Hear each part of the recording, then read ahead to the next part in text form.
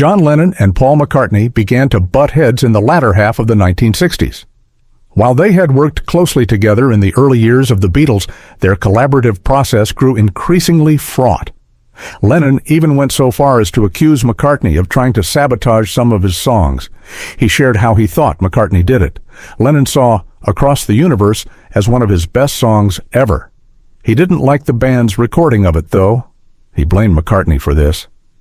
I think subconsciously sometimes I say we, though I think Paul did it more than the rest of us. Paul would sort of subconsciously try and destroy a great song, Lennon said, per the book All We Are Saying, The Last Major Interview.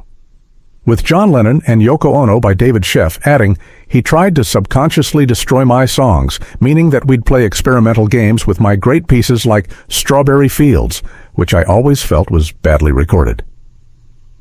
He believed McCartney spent more time and effort on his own songs and allowed Lennon's to fall to the wayside.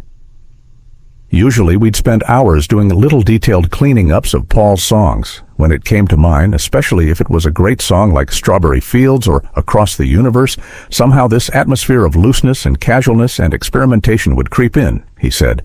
Subconscious sabotage. He'll deny it because he's got a bland face and he'll say the sabotage doesn't exist. But this is the kind of thing I'm talking about, where I was always seeing what was going on. He acknowledged that people might view him as paranoid, but he believed he was presenting the absolute truth. While Lennon described the recording of Across the Universe as lousy, he believed his writing was still strong. He began to work on the song while lying in bed next to his first wife, Cynthia Lennon. The words stand luckily by themselves, he said. They were purely inspirational and were given to me as boom. He said it felt like the song came out of nowhere.